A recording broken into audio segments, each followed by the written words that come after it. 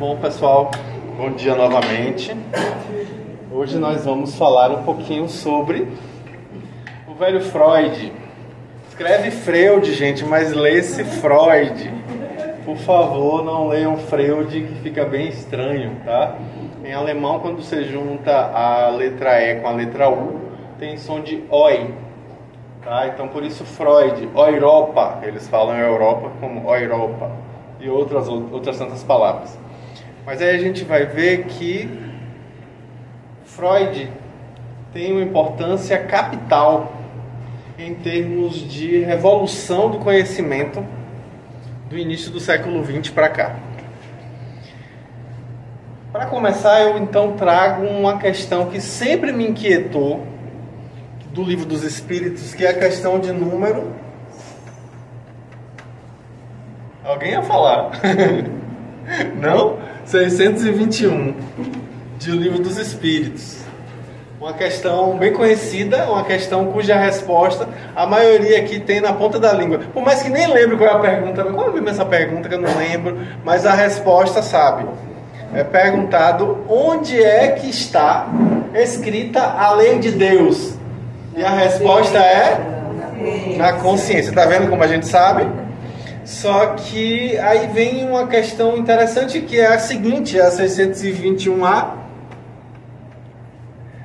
que é perguntado então, não com essas palavras, mas com essa ideia, já que ela está escrita em nossa consciência, para que ela precisa ser revelada?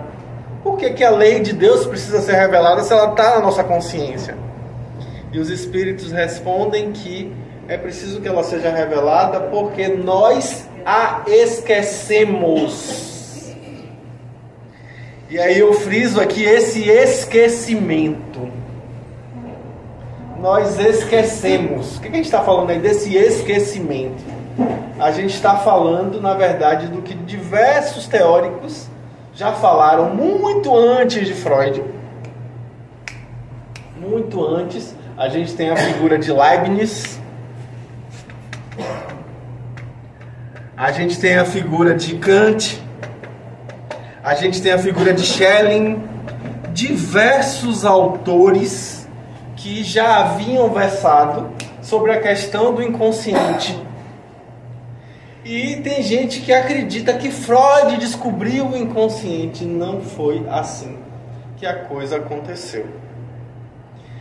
Freud foi quem publicizou a ideia do inconsciente como ninguém, até porque ele era um excelente escritor, muitíssimo habilidoso, mas quem usa pela primeira vez no conceito que nós usamos hoje de inconsciente é um cara chamado Carlos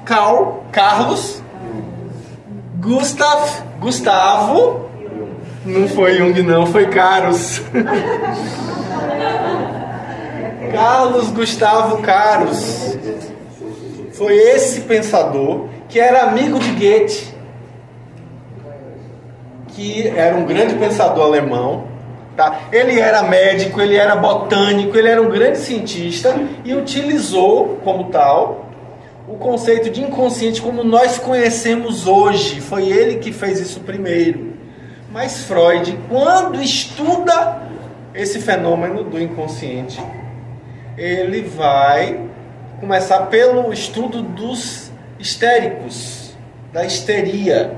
E aí, a partir dos estudos com os histéricos, com Jean-Martin Charcot, que já falava de inconsciente, no hospital Le Salpêtrière, em Paris, com o seu aluno mais brilhante, que foi Pierre Janet, e posteriormente Freud, ele já falava de inconsciente. E aí Freud, estudando os estudos de Charcot e reproduzindo a hipnose que ele aprendeu com Charcot, ele vai conseguir mergulhar, fazer um trabalho de autoanálise, analisando os próprios sonhos. Daí ele dizer que o sonho é a estrada real para o inconsciente.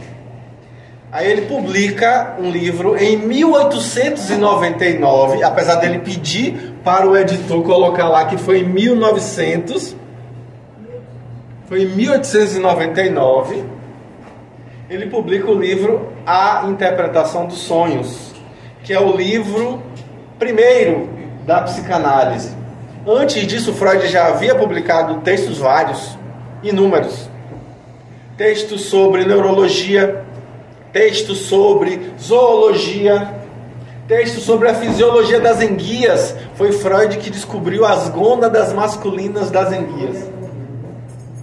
Textos sobre cocaína, sim, porque na época de Freud descobriu-se o uso da folha da coca para extrair a cocaína, e a cocaína era usada como medicação. Era fabricada. Freud foi do laboratório da Merck, que hoje é um laboratório famoso. Freud foi pesquisador da Merck e ele usava a cocaína para o fenômeno depressão, que na época chamava melancolia. Inclusive, um fato muito grave aconteceu. Um amigo dele, também médico, Freud prescreveu cocaína para esse amigo, achando que estava ajudando, e o amigo dele morreu aos 45 anos por conta de uma overdose de cocaína. Ele ficou viciado e teve uma overdose, e por conta disso ele morreu. Freud ficou muito impactado com isso e abandonou o uso da cocaína, porque Freud também foi viciado em cocaína. E Freud também utilizava a cocaína, que na época era bastante utilizada, para anestesia nos casos de cirurgia ocular. Eu fico imaginando como era a cirurgia ocular na época de Freud. Mas eles usavam a cocaína para isso. Então, para a gente ter uma ideia de como houve uma grande revolução aí com relação a esse comportamento. Então, eu vou pedir alguém que se voluntaria. Alguém pode se voluntariar para vir aqui? Vai fazer o quê? Fazer um exercíciozinho. Alguém pode? Quem pode vir? Garanto a vocês que não vai ter cocaína. Podem vir. Quem é que vem? Vem. Vem, Aleida. Tem que ter medo, gente. Vocês acham que eu vou colocar vocês em uma situação? Ó, o que você está vendo aqui? Pode pegar. Dois pedrinhos. Pode pegar. Três pedrinhas, correto? De argila, não é isso? Sim. Não é? Pronto, segura aqui. Eu peguei aqui da ornamentação, aqui embaixo. Aqui, chega nessa rodinha, só para a gente pegar você também no vídeo. Deixa eu pegar pra cá, vem pra cá. Pronto, aqui. Pronto. A gente vai fazer o quê? A gente vai pegar essas duas pedrinhas de argila e vai transformar elas em dois ímãs. Vamos transformar essas duas pedrinhas em dois ímãs. Pega aqui. Toca uma na outra aí. Não gruda, né? Não. Ok, pronto. Agora você vai colar uma na outra. Aperte com força agora. Com força. Pode mais para baixo a mão. Aqui, um pouco mais para frente. Aperte. Vamos grudar. Elas vão virar dois ímãs. Tá bom, gente? Junte. Isso. Junte direitinho. Isso. Aperte. Com força. 1, 2, 3, 4, 5, 6, 7, 8, 9, 10, 11, 12, 13, 14, 15, 16, 17, 18, 19, 20. Estão grudadas? 1, 2, continua apertando. 4, 5, estão grudadas. 6, 7, viraram dois ímãs. 8, 9, 30. Está apertada, viraram dois ímãs. Tente separar. Tente separar. Não vai. Pode separar agora. Meu Deus. Tem um imã nele. Poxa, que é isso? Você fez milagre? Foi? Não, foi hipnose. Vai lá. Muito obrigado. Um exercício simples. Legal. Eu tinha combinado alguma coisa com você? Nada combinado. A gente se falou agora, não foi? Então vocês percebem que a gente é sugestionável. Existe algo em nós que a gente Tá assustado até agora, né, Leda? 2 pedras, não tem nada de imã. E ela, pá, eu fiz a firula toda, aquele exercício todo só pra ela entrar. E aí, quando ela entra, ela vai tentar separar. Não separa, grudou. Isso aqui que eu fiz foi um exercício, uma brincadeira, na verdade, de hipnose de palco, tá? Não tem absolutamente nenhum tipo de consequência clínica, consequência psicológica, nada disso. Era só para mostrar a realidade da hipnose. Existe algo em nós que a gente não consegue acessar. Existe algo em nós que a gente não consegue entrar em contato. É um esquecimento do passado que a gente não consegue acessar? Tem isso também. Ela está perguntando sobre o esquecimento do passado que a gente não consegue acessar. Sim, às vezes a gente não consegue, principalmente quando são questões que tocam muito em termos afetivos. Às vezes a gente joga lá, esconde embaixo do tapete. Só que aí vale lembrar a música de Fagner. Quando a gente tenta, de toda maneira, dele se guardar, sentimento ilhado, morto e amordaçado, volta a incomodar. Então, está no inconsciente, mas vai vir à tona em algum momento. Né? Então, vai surgir. Então, com isso, a gente percebe que, sim, existe algo em nós que a gente não consegue acessar. E isso é a comprovação de que, possivelmente, essas lembranças a respeito das leis divinas que estão em nós são acessíveis, mas a gente ainda não está conseguindo acessar. Por quê? Estão esquecidas. Às vezes porque a verdade dói. E aí a gente tem dificuldade de enfrentar ela. Então você não quer você não quer viver aquela situação. Você não quer viver aquela situação?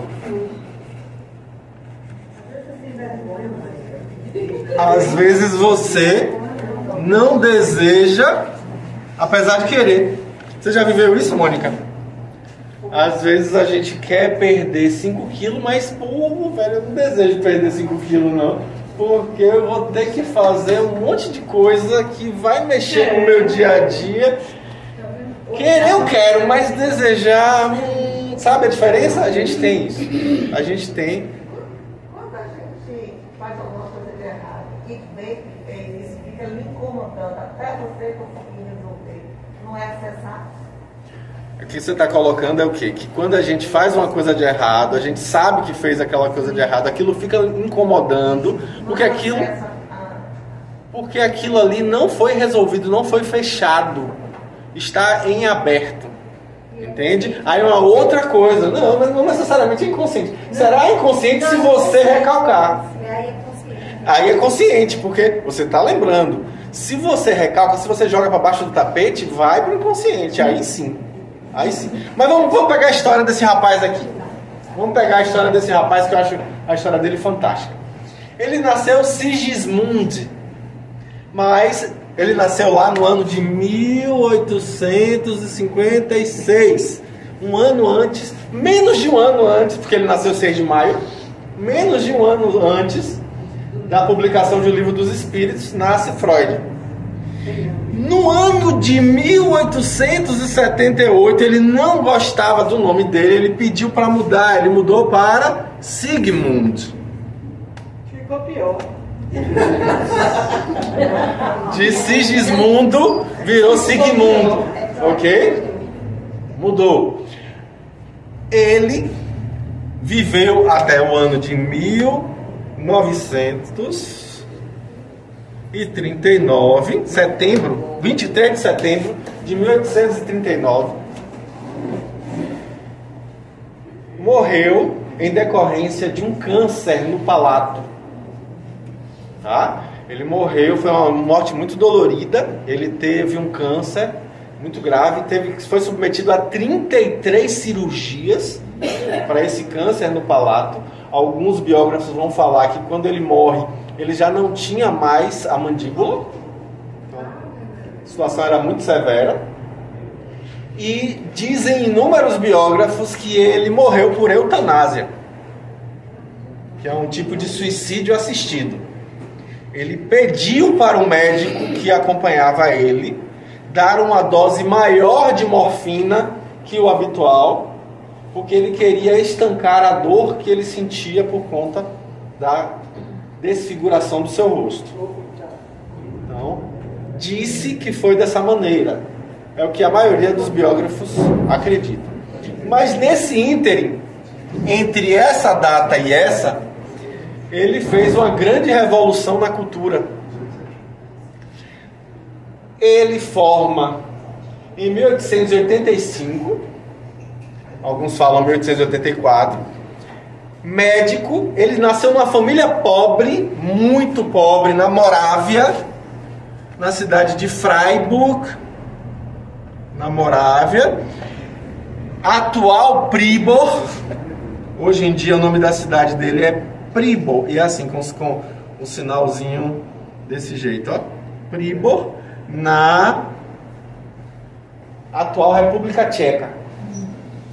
E morreu em Londres, fugido do regime nazista, porque ele, de Pribor, foi morar, com 3 anos de idade, ele se mudou para Leipzig, na Alemanha. Leipzig, onde nasceu a psicologia científica. Lembra que eu já falei disso? A cidade de Leipzig foi onde nasceu a psicologia científica. Foi Wilhelm Wundt, no ano de 1879, que fundou o Laboratório de Psicologia da Universidade de Leipzig, que é o marco inicial da psicologia como ciência. Antes disso, a psicologia era parte da filosofia. Depois da fundação desse laboratório, a psicologia é considerada ciência, ok? E aí de Leipzig ele vai morar na Áustria, que ele era do Império Austro-Húngaro, portanto não era considerado tcheco naquela época, ele era considerado austríaco. Primeiro austro-húngaro, depois austríaco, tá? Aqui. Então ele vai para a cidade de Viena, que é uma das grandes capitais intelectuais da Europa, ainda hoje, né, é bom lembrar, e é o seio de nada menos do que 5 correntes psicológicas diferentes. 5 grandes correntes psicológicas nasceram em Viena, na Áustria. Então hoje, indo para Viena, vocês vão ter a possibilidade de conhecer o lugar onde Freud morou. Indo para Londres, tem um lugar onde Freud morou também, é um museu, é o Museu Freud. Indo para Pribor, tem lá inclusive placas comemorativas de que Freud nasceu naquela cidade. A cidade não tem grandes coisas, mas é bem lembrada por conta disso. Mas é uma figura ímpar. Por quê? Porque ele rompe com a lógica. Ele vai, assim que forma, em 1885, ele vai para Paris estudar no Le Salpêtrière, que é o principal hospital psiquiátrico do mundo na época. E o segundo, mais importante, é o de Zurique, onde Freud trabalhava com Bleuler. Mas lá em Paris, Freud conhece Charcot e Janet, e aí se sente impactado pelo estudo das histéricas. Deixa eu colocar isso aqui. Histeria naquela época não tem a ver com o sentido que a gente tem hoje aqui, tá, gente? Histeria era uma classificação diagnóstica. Histeria era o fato de que a pessoa tinha um problema orgânico, mas não se sabia qual era a sua etiologia, qual era a sua causa. Por exemplo, a pessoa tinha funcionais os órgãos locomotores e não conseguia andar. A pessoa tinha os olhos completamente funcionais e não conseguia enxergar. E aí não era fingimento, como muitos autores colocavam na época. É Charcot que rompe com essa lógica. É Charcot que vai dizer que não existe amaldiçoamento nenhum, maldição nenhuma com as histéricas, que não são castigo dos deuses, que não são quebrantos, coisas desse tipo, que não é fingimento, porque as pessoas acreditavam que a histeria era fingimento. E aí Charcot vai impactar em Freud na medida em que vai trazer essa noção de que as histéricas não tinham acesso ao seu sofrimento de maneira clara, porque estava guardado no inconsciente. Vou colocar aqui ICS como sendo símbolo para a palavra inconsciente, para a gente entender, né, o que é que a gente está falando aqui. Então Freud, quando começa a interpretar seus próprios sonhos... Ah, sim, um fato importantíssimo. Ele tinha um amigo chamado Joseph Breuer. Joseph Breuer era um médico mais velho e mais rico, porque Freud é de uma família judia pobre, muito pobre.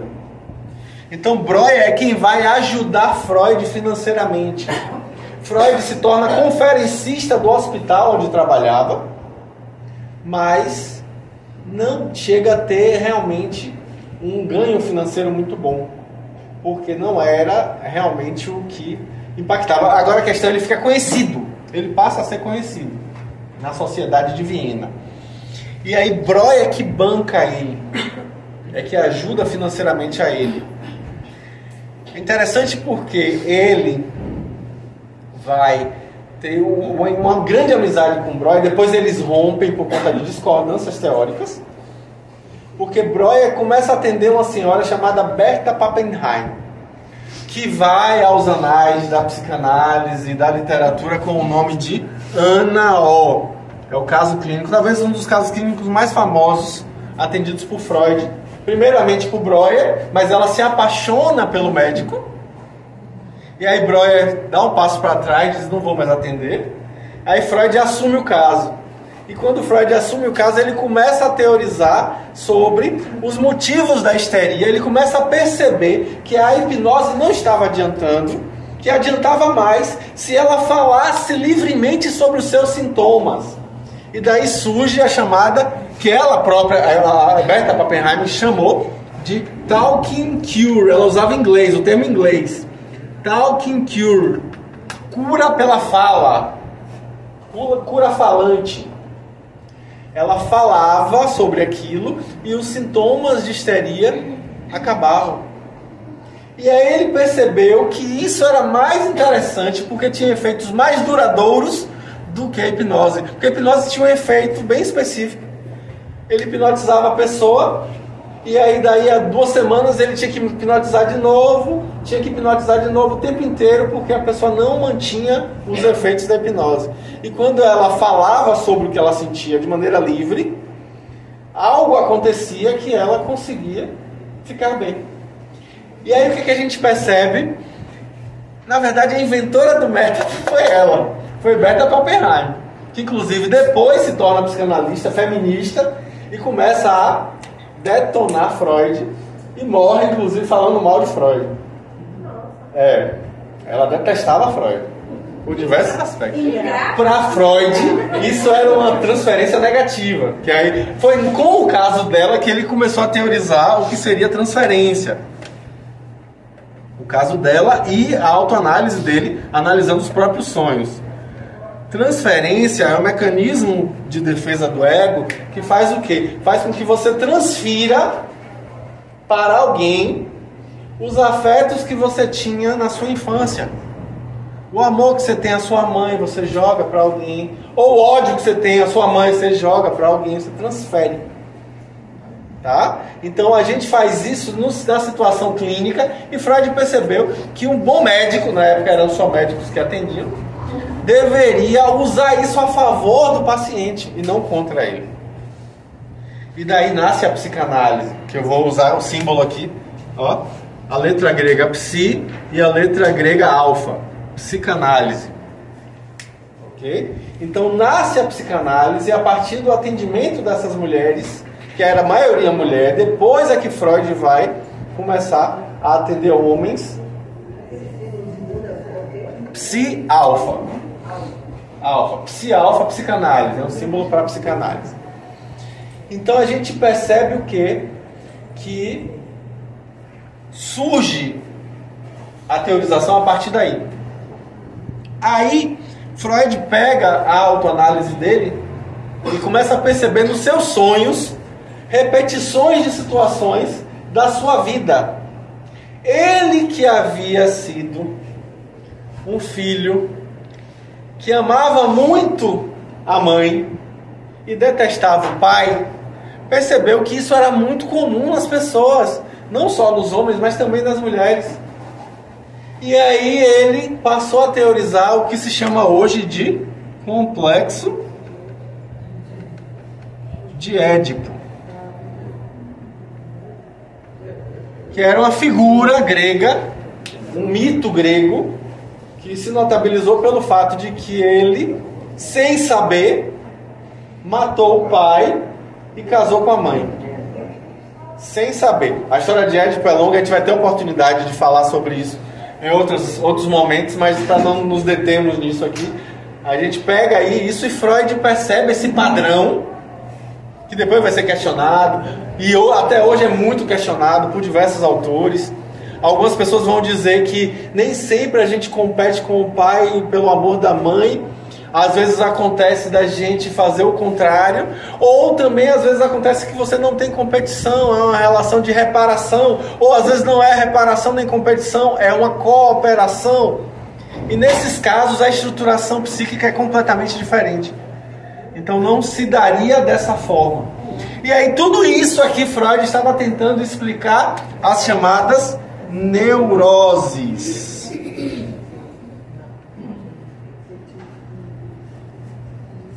Que são sofrimentos psíquicos, né, que a pessoa tem uma dificuldade terrível de lidar com a realidade. É um sofrimento porque a gente tem... É natural, a gente às vezes resiste a lidar com a realidade, a lidar com a verdade. E aí a gente joga para o inconsciente. Aí teorizando sobre o inconsciente, ele percebeu que nos sonhos, quando não tem a resistência... Quando a gente não resiste, não censura os conteúdos psicológicos, o sonho realiza desejos inconscientes. Para Freud, isso obviamente é questionado por diversos autores depois, mas para Freud todo sonho é uma realização de desejo inconsciente. Até mesmo o pesadelo, Danilo, sim. Até mesmo o pesadelo. Já eu vou explicar como é que lida com isso no pesadelo. Mas Freud tem uma percepção interessantíssima, que ele faz um olhar topográfico sobre a mente humana. Aí eu vou ter que apagar tudo aqui de novo para poder a gente voltar. Danilo, deixa eu lhe perguntar uma coisa. Diga. Com relação a esse inconsciente de coisas do passado que machucaram, que traumatizaram, não é melhor você deixar lá no inconsciente quietinho do que ele ficar remoendo? Aí sofre tudo de novo. Mônica, eu estou entendendo, Mônica. Você acha que é melhor deixar lá no passado? Só que a questão está aí. Só que a questão está aí. Se está no inconsciente, é porque não ficou no passado. Se está no inconsciente, é como se fosse uma âncora que você anda carregando com você. Aquela história, né? O passado não determina o presente. O que determina o presente é o presente. O único passado que determina o presente é o passado que continua presente. É o passado que a gente ainda arrasta com a gente. São as situações em aberto. As situações não resolvidas. Aí é para uma outra aula a gente vai falar. Isso chama, quem quiser já pesquisando a respeito, isso chama efeito Zeigarnik. Efeito Zeigarnik foi descoberto por Bluma Zeigarnik, uma psicóloga aluna de Kurt Lewin. Ela descobriu o efeito Zeigarnik, que é isso, justamente as coisas que ficam em aberto, que a gente não resolveu e finge que está resolvido, ou seja, jogou lá para o inconsciente, fica ali, a gente vai encontrar de novo. Aquilo que você não resolveu com sua mãe, você vai encontrar lá na frente com pessoas que se parecem com sua mãe. Aquilo que você não resolveu com seu pai vai vir lá na frente como seu chefe, como o policial que te abordou, como seu namorado, como não sei quemzinho. Vai vir de alguma forma, entende? Situações em aberto continuam resvalando. Ou seja, o convite é: vamos fechar? Vamos fechar isso que está em aberto? Vamos perdoar, vamos elaborar. Porque é preciso, Mônica, que a gente recorde sem sofrer. Porque se a gente lembra hoje e ainda sofre, é porque tem um problema ainda. Se a gente consegue lembrar sem sofrer, pelo contrário, se a gente consegue lembrar até com gratidão, porque foi aquilo ali importante, algo importante para você viver o que você vive hoje. E amadureceu, você cresceu, desiludiu. Desilusão é terrível, né? Não, é maravilhoso. É melhor desilusão do que viver iludido. É melhor viver uma desilusão do que viver na ilusão. Você ia falando, Edei? Essas situações que você falou aí, elas podem ser para uma próxima reencarnação? Pode. Edei está perguntando se é possível que a gente leve essas questões para outras encarnações. Claro, porque é o mesmo espírito, né? É o mesmo espírito que está ali. Então a gente vai levar. E é isso que a gente está fazendo aqui, tentando resolver o que ficou em aberto lá atrás. A gente está aqui para viver situações que a gente abriu, né? Usando um termo muito afeito de... Eu não gosto muito desse termo, mas Pastorino usa muito nos livros dele sobre sabedoria do Evangelho, né? Ele usa muito o termo karma. Eu tenho muito cuidado, muita cautela com esse termo, porque tem muito mau uso com relação a isso. Eu sempre brinco assim, ó, muita karma nessa hora. Muita karma nessa hora, que a gente usa mal essa palavra. Mas sim, a gente traz o que a gente abriu lá atrás, a gente agora vai ter o convite de a gente mesmo fechar. Entende? Então a grande questão é essa, o desafio da vida é esse. Mas aí voltando, a gente joga no inconsciente. Aí Freud cria a primeira tópica. A palavra tópica vem de topografia, lugar. Ou seja, a tentativa de enxergar a mente como se fosse um lugar. É um lugar, a gente sabe que é um lugar não geográfico, mas a gente diz assim, para onde foram aquelas lembranças de quando você comeu chocolate pela primeira vez? Para onde foram aquelas lembranças? Sabe, são coisas que a gente sabe, a gente às vezes até lembra, mas não estão ali no âmbito da nossa consciência. Foi para onde? Para que lugar? Então, nesse lugar simbólico, é a primeira tópica, a primeira de todas, é quando Freud teoriza sobre o inconsciente, dizendo o quê? Que existe o inconsciente, existe o pré-consciente e existe o consciente. Olha, são 3 níveis, tá vendo? 1, 2, 3 níveis. Essa é a primeira tópica de Freud. A primeira teorização dele é essa.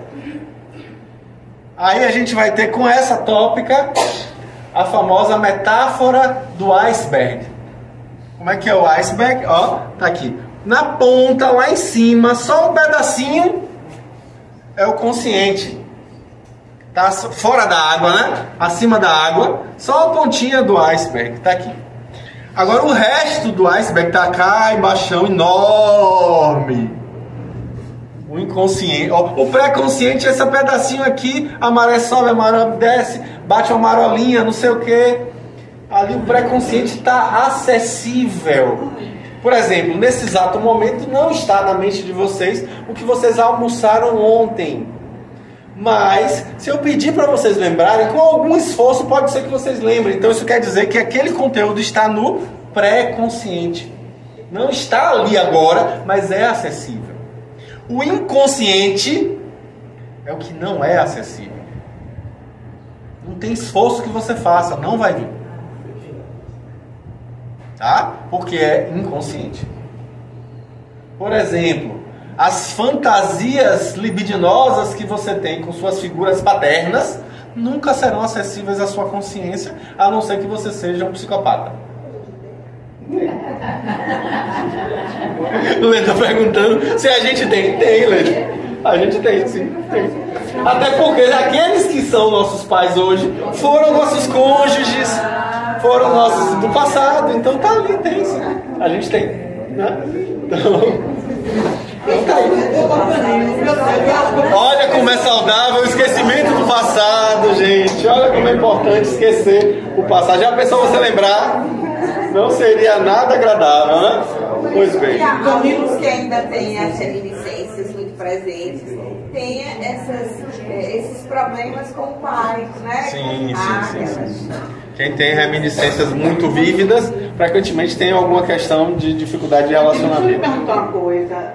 E quem não tem nada disso, eu acho que eu tenho um problema. Né? Não, nós todos temos vários. Eu não tenho, por exemplo, pai mágoas. Eu não tenho mágoas, eu não me lembro de mágoas. Não reclame não, agradeço a Deus. Agradeço. Mas aí, será que eu não sou... Acabada. Você está entendendo? Uma pessoa que não tem nada que deveria ter é problemática. Não, gente. Você está reclamando que você não tem problemas? Como é isso? Ela está dizendo que ela é problemática porque não tem problemas. Que coisa boa. Se todo problema fosse esse, né, gente? Ó. Não, mãe, relaxa, não tem nada demais não. Eu nunca tive ódio de, que bom, de mãe, de pai, de vó. Tomara que esse ódio não esteja inconsciente. Também, se tiver, deixa ele lá. Mas ele vai vir. Em algum momento ele vem. Ele vem porque não está na sua vontade. Não é na vontade inconsciente. Mas viria de que forma? Às vezes vem numa convivência, num relacionamento com alguém. Você vai empacar com não sei quemzinha. Aí quando você para analisar por que eu tenho dificuldade com não sei quemzinha, aí você, opa, olha pra isso, parece minha mãe. Opa, olha pra isso, parece aquela professora que foi conivente com o bullying dos coleguinhas lá na escola. Ou seja, coisas que são lá atrás que vem. Não tenho memória, Julinho. Maravilha, não tem problema. A única memória assim, que eu tenho muito antiga é de Mentex. Você lembra de Mentex? Claro que eu lembro de Mentex. Quando surgiu o Mentex, ele vinha no papel, não é de sua época, de papel transparente, dava na Varig.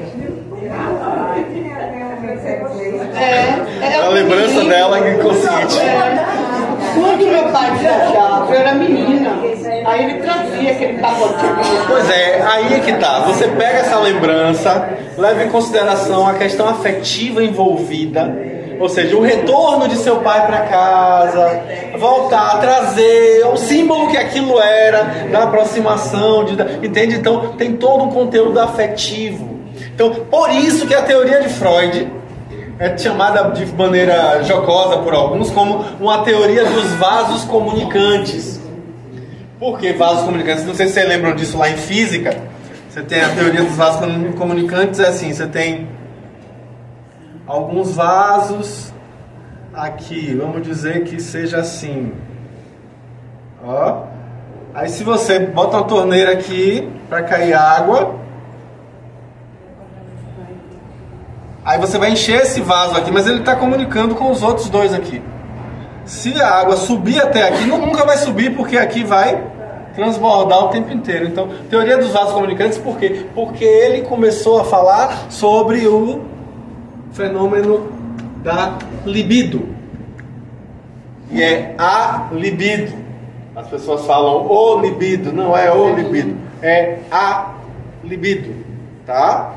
Libido, que é uma palavra que vem do alemão, lieben, que é amar, amor. Aí o que é que... Não, mas é assim. Para Freud é. Porque para Freud, libido é uma energia sexual. Vários dissidentes de Freud vão discordar. Adler, primeiro grande dissidente de Freud, vai criar a psicologia do indivíduo. Segundo grande dissidente de Freud, e mais conhecido de todos, é Jung, que discorda e rompe com Freud em 1913. Só que Jung era muito famoso na época, talvez até mais famoso do que Freud. E para Freud, ele virou o chamado, ele literalmente chamou Jung de príncipe herdeiro da psicanálise, porque ele achava que a Jung caberia o papel de passar adiante o conhecimento da psicanálise para o mundo. Só que Jung tinha ideias próprias. Jung não aceitava reproduzir o que Freud trazia. Então eles rompem. Inclusive isso impacta muito a ponto de, em 1920, Freud criar uma segunda tópica, impactado pela ruptura com Jung, que mexeu demais, porque Jung vai falar de arquétipos. Freud então rompe. Freud nessa época usava o termo libido apenas como sendo a manifestação do chamado princípio do prazer, que é um conceito que não era de Freud, era um conceito dos pré-socráticos, dos filósofos pré-socráticos. O princípio do prazer é qual? É aquele que diz assim, ó, todo ser vivo busca prazer e foge da dor. Todo ser vivo busca prazer e foge da dor. Aí, em 1920, morre... Em 1923, Freud publica um texto, mas em 1920 morre a filha dele, Sophie. Mesmo nome da minha filha. Sophie morre e ele fica muito impactado com isso. Muito. O que é que acontece? Ele começa a teorizar sobre a pulsão. Isso aqui é a pulsão de vida, né? O Eros. Deixa eu tirar aqui para botar aqui embaixo. Aqui ele vai falar do Eros. E aí ele vai teorizar sobre o Thanatos, que é a pulsão de morte. Tá? Então, com isso, ele abre espaço para novas teorizações, vai percebendo que nós também caminhamos para a morte, não apenas. E aí ele vai dizer que é o princípio, a gente fala pouco sobre esse, mas é o princípio do Nirvana. Princípio do Nirvana. Nirvana, vale lembrar, é a aniquilação do ego. Então, com isso, o princípio do Nirvana seria a manifestação da pulsão de morte. E aí, com isso, ele rompe com essa visão toda e vai... Rompe não é bem a palavra, porque ele acaba utilizando ainda, mas ele vai aprofundar e colocando a sua segunda tópica, que é mais conhecida. Garanto que os termos que ele usa aqui, a maioria já ouviu em algum momento na vida. Que é a segunda tópica, ou seja, a segunda topografia, segundo mapa da mente, se a gente pode falar dessa forma. A segunda tópica freudiana é quando ele vai falar do id, do ego e do superego. As traduções mais modernas vão mudar o termo ego e colocar eu, e aqui também colocar supereu. Faz, é a mesma coisa. O que é isso aqui? O id é a nossa instância mais primitiva. É o nosso lado animal. É o nosso lado imaturo, infantil. É o desejo no seu estado mais bruto. É o instinto? Seria a manifestação psicológica do instinto. Sobrevivência, na verdade. É, sobrevivência, conservação. Lei de conservação em nós é isso aí. Aí o que é que a gente vai percebendo? Que não dá para você viver isso inteiramente, porque você está em sociedade. Não dá para você ser completamente egocêntrico, egocentrado, olhando só para você, porque isso aí você viver totalmente prazer, totalmente desejo, gozo, júbilo, seria viver no id. Não dá. A gente vive em sociedade. Então vem a figura do pai, que é representada aí. A palavra figura do pai não é necessariamente o pai realmente que faz. Às vezes é o papel, quem faz é a mãe, quem faz é o avô, a avó, o professor, o irmão mais velho, a irmã. Não precisa necessariamente ser um homem. Mas o termo figura do pai é justamente o quê? É essa pessoa que vai introduzir na vida dessa criança a lei, a norma, a regra. É o controlador? É a censura. A censura interna. Quando você vive a censura, é isso aqui que surge em você, o superego. O id é desejo. Superego, censura. Você não pode, não dá para viver isso. Você está em sociedade, você tem que pensar no outro, você precisa incluir o outro. Então, nessa percepção, você está vivendo aqui a censura, e essa censura é internalizada, você introjeta. Diga. Análise transacional é isso aí, né? Pegou minha fala daqui a pouco eu volto para ela, relaxa. Ela está perguntando sobre a análise transacional, que é basicamente isso aí, de maneira mais didática. Tá? A gente vai falar disso já já. São os chamados estados do ego. Mas daqui a pouco eu falo disso. E o ego está no meio do caminho entre o id e o superego, decidindo para que lado vai. O ego vai dizer assim, opa, vou realizar um pouquinho desse desejo aqui, mas levando em conta que preciso tomar cuidado, porque podem estar vendo. Ou então, não, eu preciso cuidar do outro também, não posso cuidar só de mim. E aí nisso o ego é quem faz o papel de intermédio. E os conflitos também, né? Os conflitos. É quem lida com os conflitos, quem vai decidir para que lado vai da balança aí. Se vai realizar desejo ou se vai realizar censura. Tá claro, gente, isso? Quando tem um conflito, aí vai dar problema depois. Aí você faz uma boa primeira, então você fica naquela, faz ou não faz errado.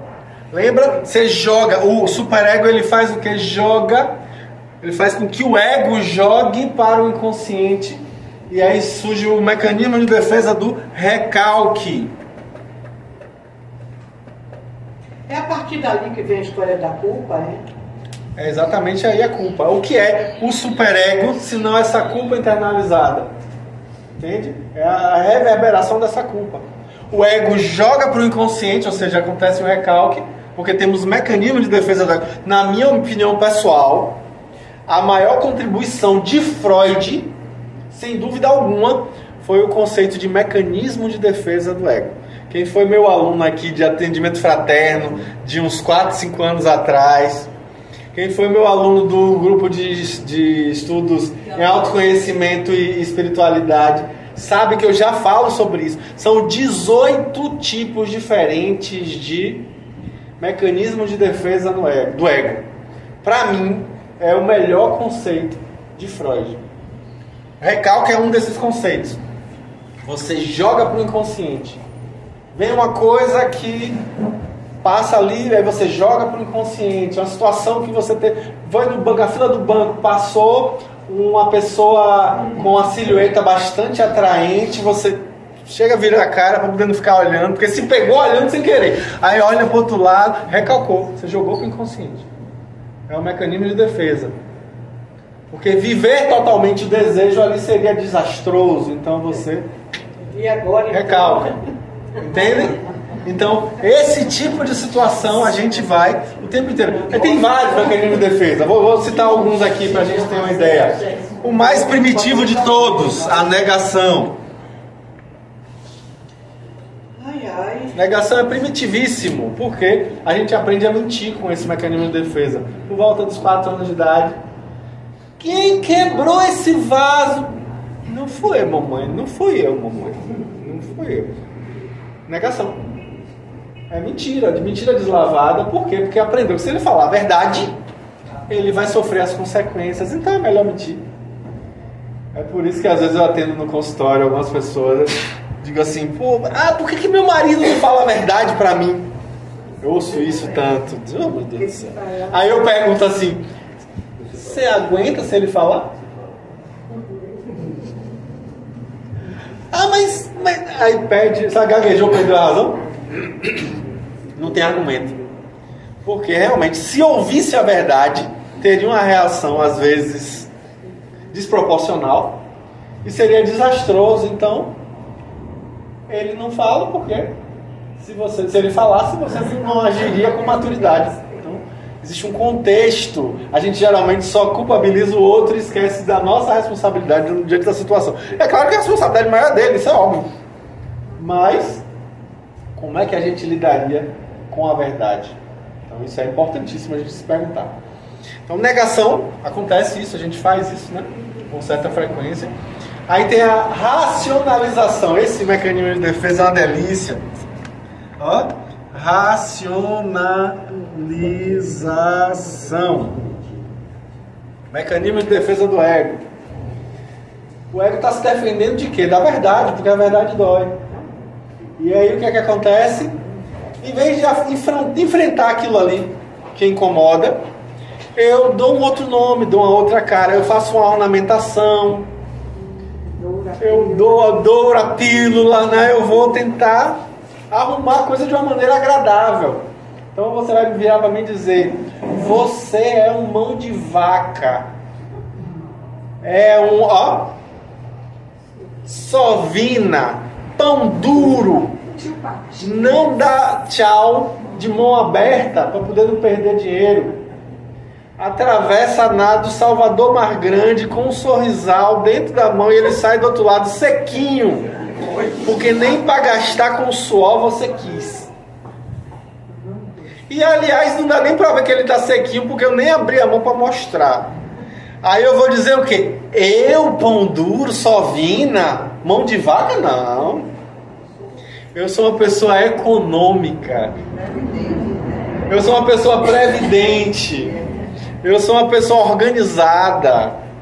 Eu boto o nome bonito e fica muito fácil de manter as coisas como estão. Deixa como tá para ver como é que fica. Ah, nós espíritas fazemos isso, né? Às vezes ao contrário, às vezes a pessoa é perdulária, gastona, irresponsável. Aí ela faz o quê? Ela dá um nome bonito para isso. Ela vai dizer assim: eu sou uma pessoa generosa. Eu sou desapegada. E aí simplesmente... Caixão não tem gaveta. Caixão não tem gaveta. As frases são prontas, né? Caixão não tem gaveta, não vou levar para lugar nenhum, vou ter que usar aqui mesmo. E nessa história vira um fardo para os outros. Entende? Então aí é que está o problema. A gente precisa ir gradativamente se responsabilizando. Mas o tempo inteiro a gente racionaliza. A gente bota o nome bonito para não ter que enfrentar e resolver aquilo que não é tão bonito assim. Entende? A gente não faz isso, gente.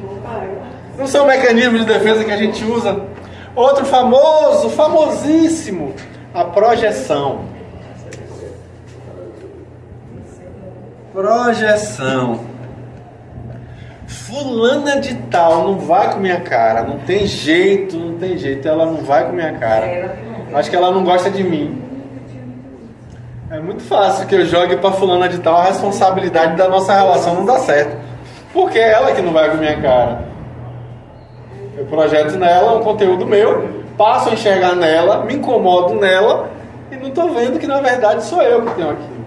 Eu lembro que quando eu tinha uns 18 anos, meu pai me pediu para ler um livro chamado O Monge e o Executivo. Famosíssimo, né? Muito bom. Aí eu me lembro de uma figura ímpar desse livro, que era o Sargento Greg. Quem lê o livro deve lembrar que era um cara rabugento, chato, que não tinha papa na língua, que falava o que pensava na hora, sem filtro nenhum.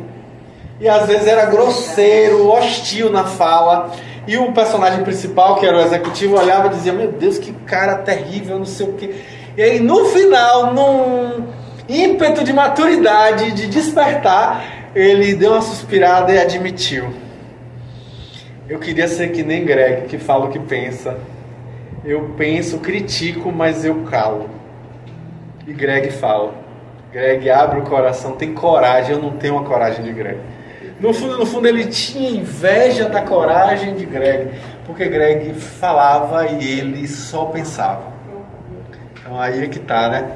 Projeção. Joga no outro. Tem outros mais, tem deslocamento. Deslocamento também é interessante.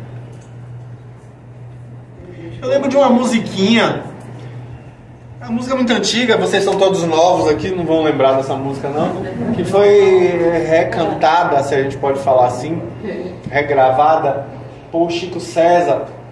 E a música eu não me lembro como exatamente, mas a letra fala o quê? Meu broto me falou que ia estudar e ao cinema foi me distrair. Essa música você conhece? Você é adolescente assim? Conhece? Não, essas músicas a gente não conhece. Aí o broto, isso, o broto disse que ia estudar, ou seja, o namorado ou a namorada disse que ia estudar. E aí foi pro cinema se distrair. Quando chegou lá para assistir o filme, viu na fila da frente o broto com outro alguém. Aí ela chega em casa, ou ele chega em casa, e a mãe pergunta por que ele tá chorando. Aí ele diz, ou ela diz: filme triste que me fez chorar. Lembraram, né? Denunciaram a idade. Você é bem Mais antigo que o mundo.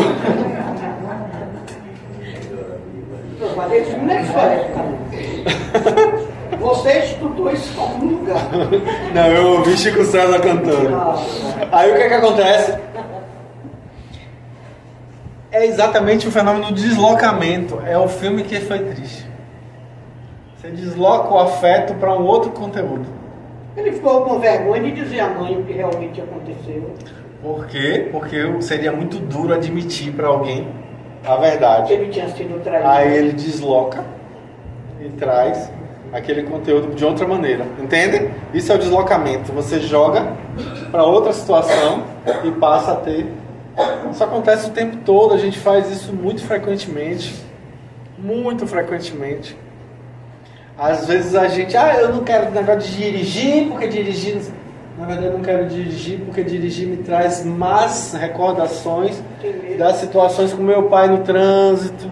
Eu não quero dirigir, eu desloco para outra situação, entende? Eu justifico de outra maneira. Tá caro. Tem outras justificativas mil e eu não quero por conta disso. Um exemplo, só para a gente entender. Então, a gente faz deslocamentos frequentemente e usa como mecanismo de defesa do ego justificativas. Me lembrei de uma coisa agora terrível.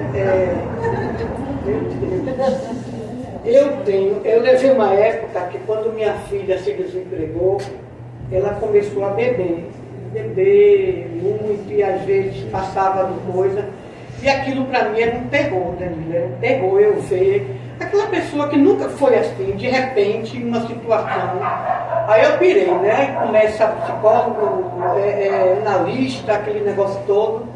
E o propósito de não, deixa de comer, mas vai pagar o tratamento. E graças a Deus isso passou. Mas isso ficou em mim. Há pouco tempo eu ia subindo em casa no elevador e entrou um homem no elevador comigo. Você já contei, para as meninas que me conhecem, eu já contei. E o homem, ele tinha cheiro de vinho, de cerveja, de não sei o quê. Danilo, eu comecei a engunhar. Mas engunhar mesmo. Eu queria tapar, engunhar, e ele perguntava assim para mim: a senhora está sentindo alguma coisa? Eu quase digo: meu filho, cale a boca, que eu não senti seu hálito. Mas Danilo, que coisa forte. É a vivência da situação, né? Menino, que coisa terrível, viu? A gente é complicado. Não é tão complicado assim. Ave Maria, uma situação horrorosa. O que aconteceu com ela? O cheiro da bebida remeteu ao que ela viveu no ano passado. Entende? Essa situação que ela viveu. Tá arquivado. Mas não está no subconsciente, está naquele mais em cima, né? Não, é que tá. A palavra subconsciente é tudo que está abaixo da consciência. A gente não usa muito isso em psicologia, não, tá? A palavra subconsciente é uma palavra mais utilizada no senso comum, no dia a dia. Algumas poucas visões mais superficiais usam esse termo, mas não é muito utilizado na psicologia, não. A gente usa mais inconsciente. Mas tudo que está abaixo da consciência, ou seja, pré-consciente e inconsciente, seria subconsciente. É bom lembrar, tá? Id sempre inconsciente. Id sempre inconsciente. Sempre estando inconsciente. Ego e superego têm conteúdos inconscientes e conteúdos conscientes, ambos. Tá? Alguns autores vão falar de superego só consciente, mas eu não concordo com isso. Porque, por exemplo, no mecanismo do sonho, o pesadelo acontece quando o superego erra. Porque o superego é o que barra a manifestação do desejo chegar na consciência. Então, quando a manifestação do desejo chega bruta na consciência, é o momento que a gente tem um pesadelo. Ou seja, houve uma falha no superego. Uma falha no superego. Quando o superego falha, nós temos pesadelos. No olhar de Freud, tá?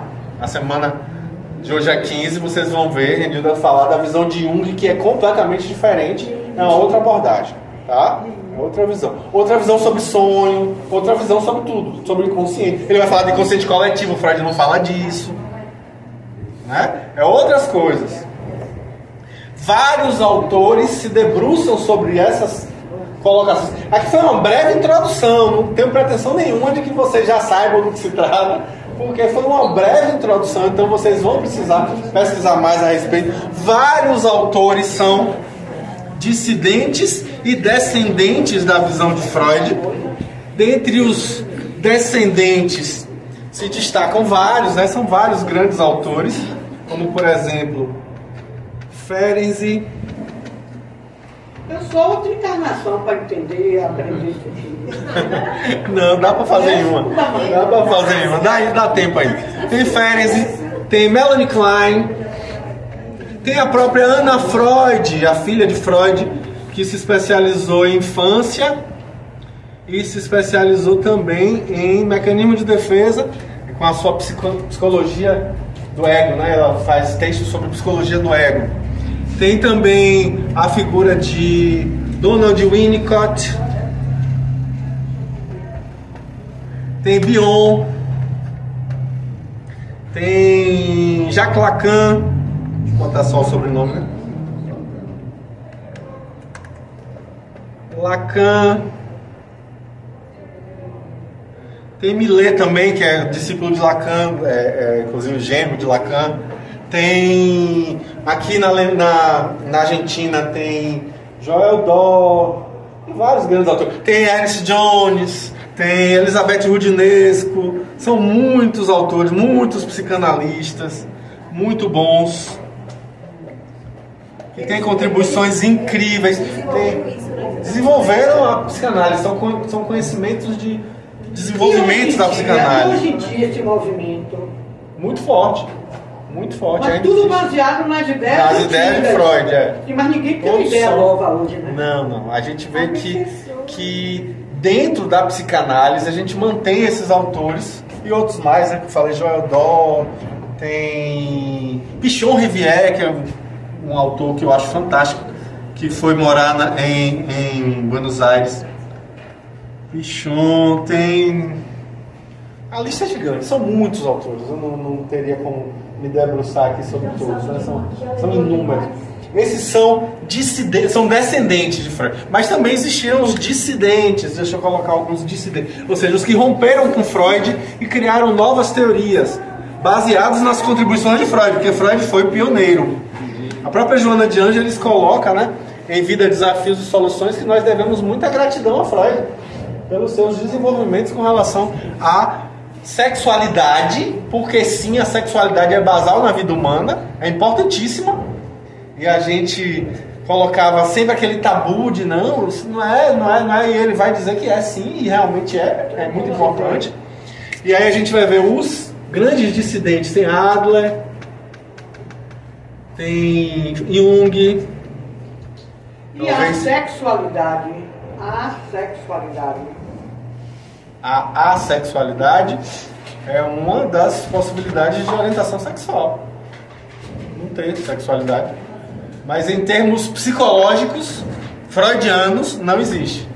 Que a sexualidade está sendo sublimada porque está sendo vivenciada ainda. Entendeu? Há uma sublimação. Mecanismo de defesa, não falei desse, né? Mecanismo de defesa do ego, sublimação. É quando você pega a sua energia sexual e transforma de maneira criativa em alguma coisa produtiva para a humanidade. Como os grandes santos fizeram, né? Então a gente tem essa possibilidade também. Aí Jung, Adler, outros dissidentes, Karen Horney, Gordon Allport, Frederick Perls. Esses romperam com a psicanálise e foram criar novas abordagens.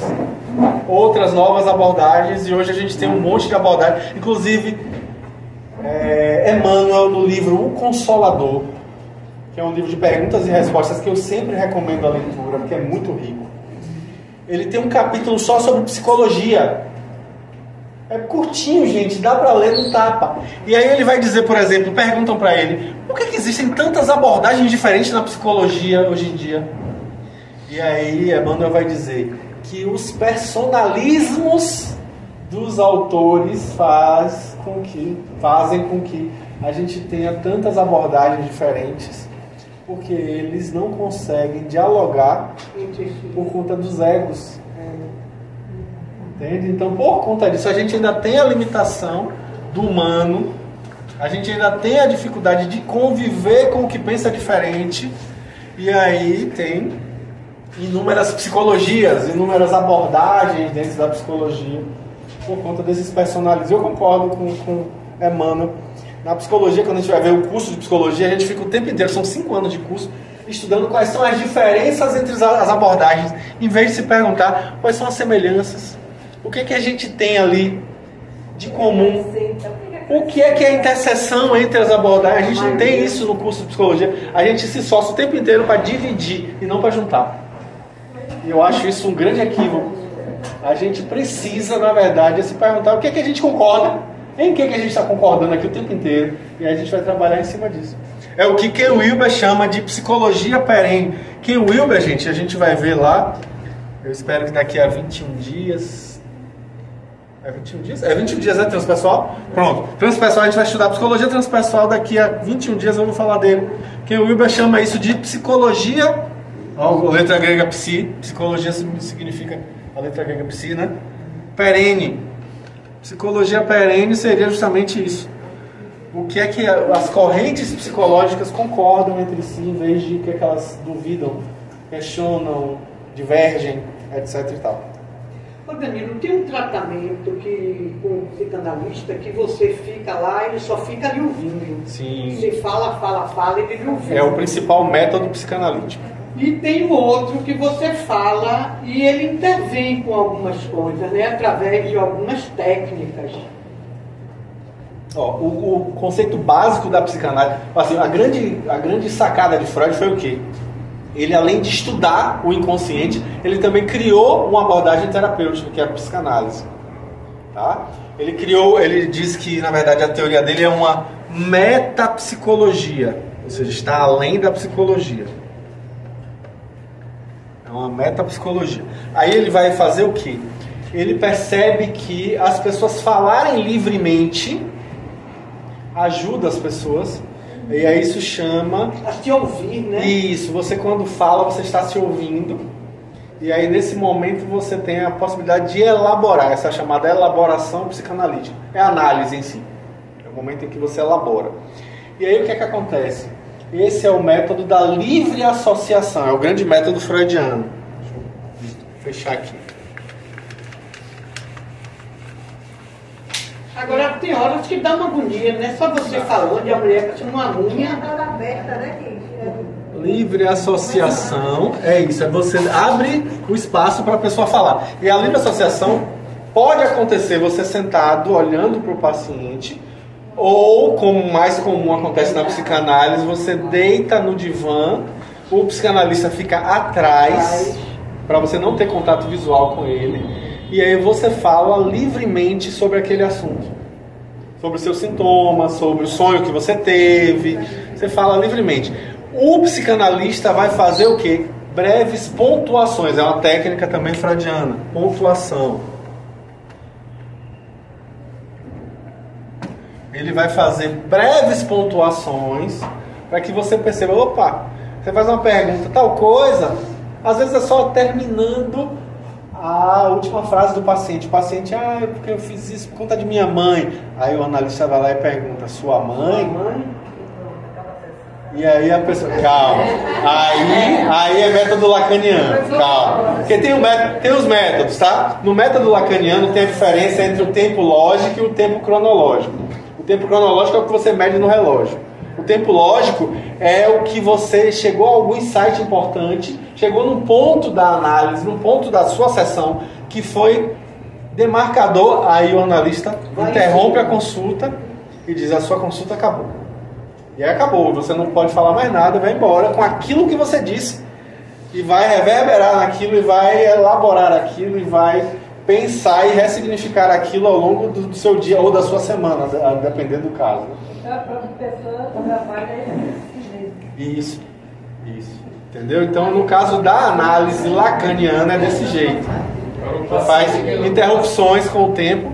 Isso às vezes é doloroso, viu, gente? Muito doloroso. Mas assim, eu entendi o que você falou agora, assim, a questão do analista nessa hora, ele identificar a hora de parar. Porque se a gente falar sozinho também, sem ninguém pontuar, quem vai pontuar pode ser até uma inspiração, né? De um anjo da guarda ou alguma coisa espiritual.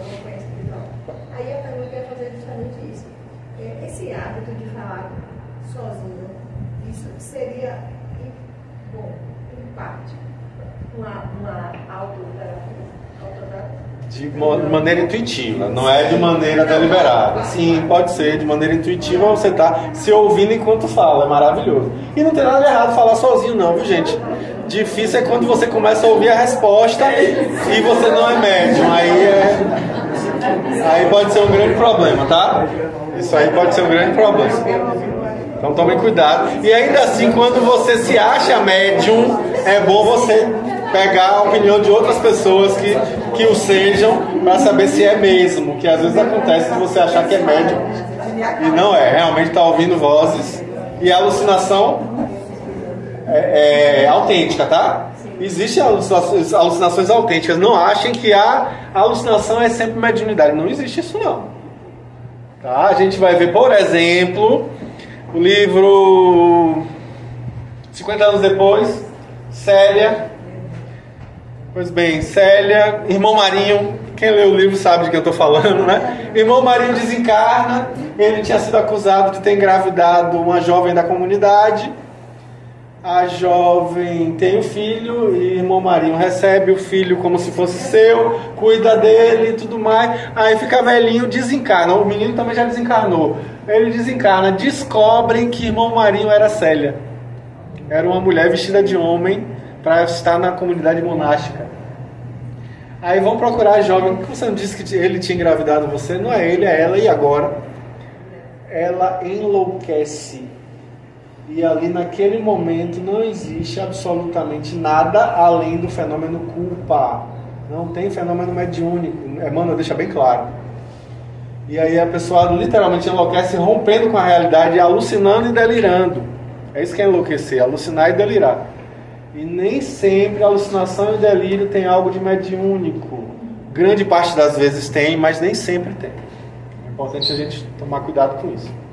Okay? Então vocês percebem que existe aí uma gama de coisas com relação ao inconsciente, que Freud, a gente precisa ter reconhecimento e gratidão a ele pelos grandes avanços que ele traz, não só para a área da psicanálise, para a área da psicologia, mas para a cultura em geral, porque hoje em dia a gente fala no dia a dia os termos que Freud utilizava.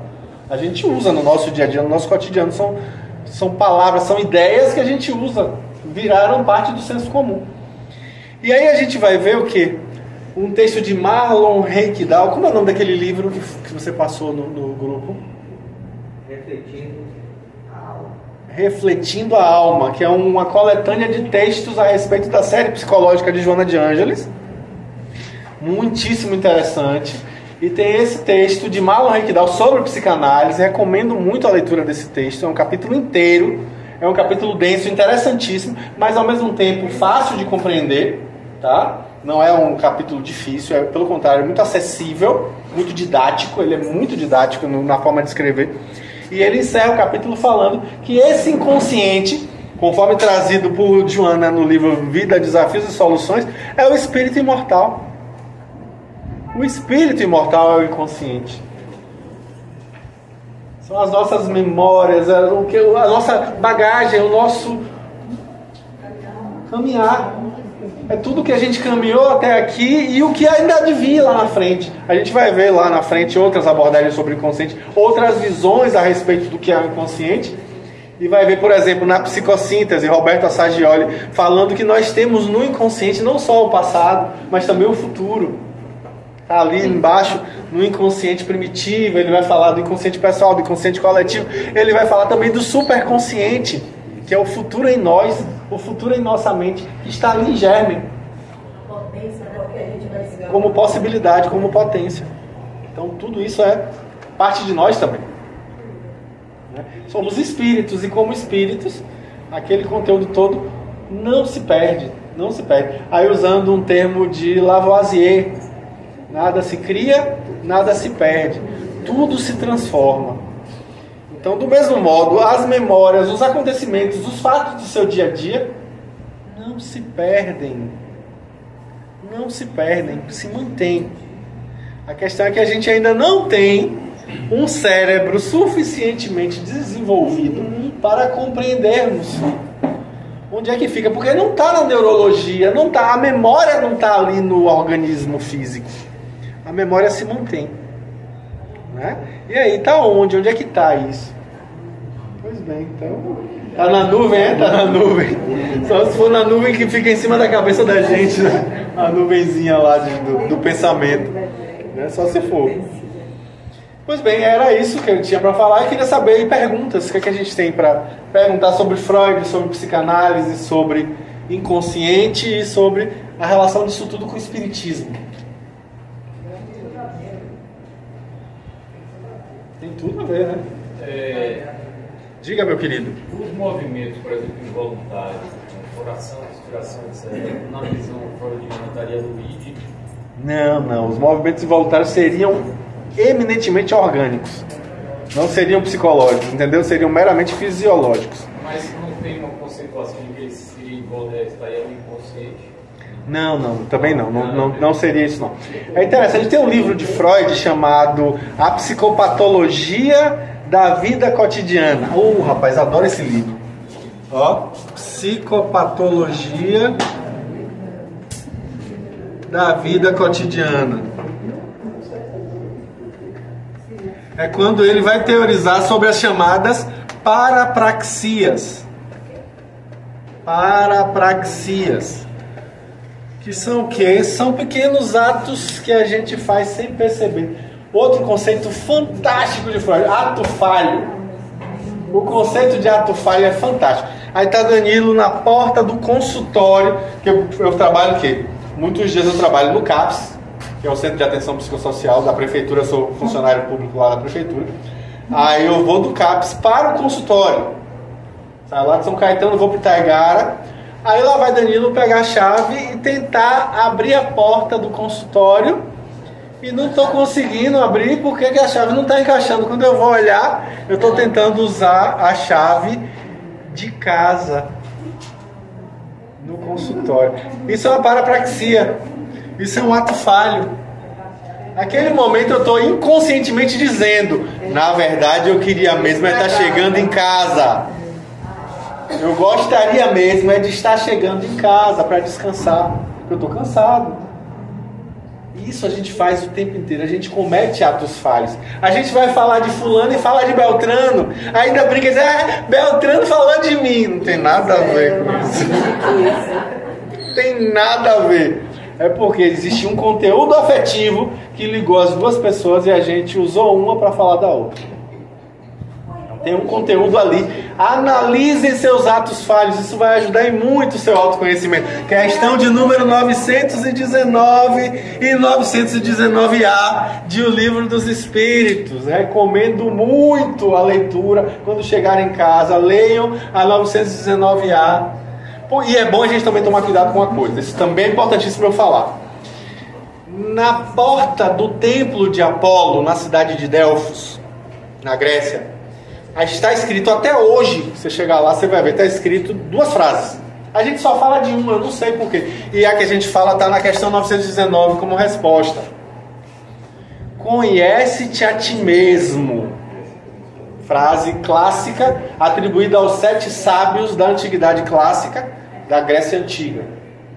Pois bem, existe uma outra frase que é colocada lá e a gente precisa sim tomar cuidado. Que está escrito lá: nada em excesso. Nada em excesso. Olha que importante essa fala. Com isso, Danilo está tentando chegar aonde que nós vemos hoje, como já falamos anteriormente, uma fase da humanidade que é a fase psicológica, uma fase profundamente psicológica em que as pessoas têm pensado muito em termos de autoconhecimento, têm valorizado muito o conceito da saúde mental, têm valorizado muito o saber da psicologia e das ciências afins.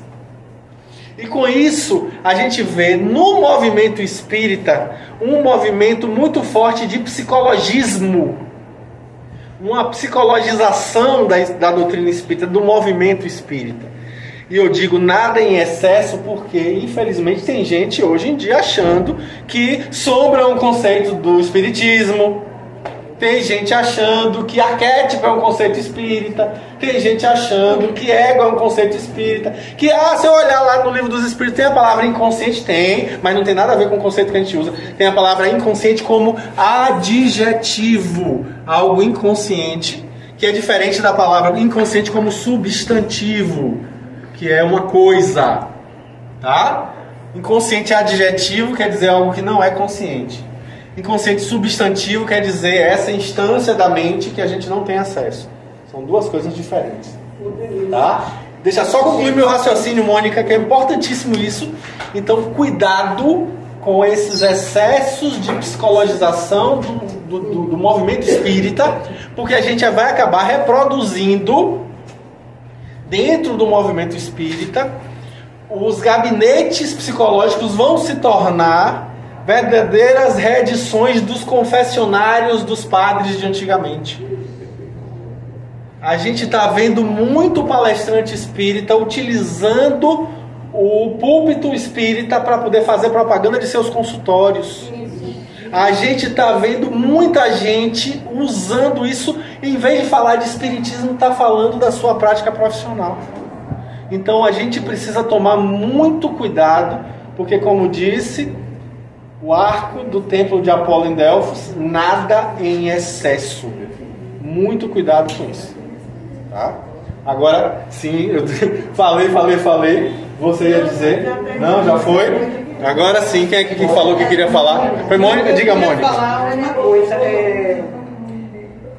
Você acha que a nossa sociedade, hoje, atualmente, está cheia de excesso em tudo? Ah, com certeza, né? Mas... Rapaz, já está virando uma piração, né? Você já não sabe mais o que faz. Você já não sabe mais o que diz. Às vezes você está vendo uma coisa óbvia e não pode dizer. Não é verdade? E outra coisa... São os desafios de estar encarnado, né, Mônica? E outra coisa, meu filho, quanto mais você tem conhecimento das coisas da vida, mais medo você tem. Isso acontece com você? Ah, eu pensei que era só eu que estava endoidando. Deixa eu lhe dizer o porquê. Quanto mais você sabe de determinadas doenças, mais você tem medo dela. Às vezes, quando você vive não sabendo daquilo, você vive mais feliz.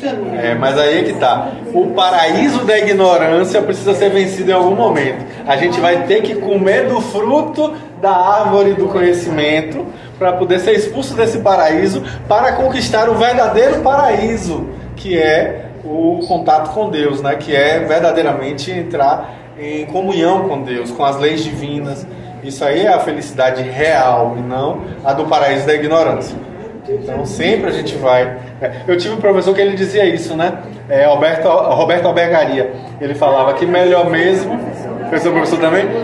Albergaria dizia assim, melhor mesmo é nascer burro, viver na ignorância e morrer de repente. Mas infelizmente não é possível, vocês sabem disso. Então, que as bênçãos do nosso amado Mestre Jesus acolham nossas inspirações para estudarmos. Questão de número 898 de O Livro dos Espíritos. Comecem a estudar o quanto antes, porque estamos sempre convidados a estudar para melhor sabermos como fazer o bem. Então vamos estudar, que estudar é imprescindível, tá? Que isso aqui sirva de reforço para que vocês se inspirem a buscar, a ler mais, a pesquisar mais, procurar esse livro que foi citado, né? Como é que é o nome do livro? Refletindo a alma. Refletindo a alma, que a gente procure isso aí, tá bom? Já está no grupo. Já está no grupo? Pronto, ó. Nesse livro aí, que é nosso... Fala sobre a sombra. Essa sombra que ela fala é a mesma da psicologia, do espiritismo? Só da psicologia, não tem no espiritismo o conceito de sombra. Conceito de sombra, ó, de hoje a 15, eu tenho certeza que vai estar, ó, bem afiado. A gente vai voltar para ele, tá bom? Vai ficar uma ligação com o outro livro. O outro livro que eu falei, qual? Espírito que é pequenininho. O Consolador de Emmanuel, Ok? Então vamos agora fazer nossa prece de encerramento.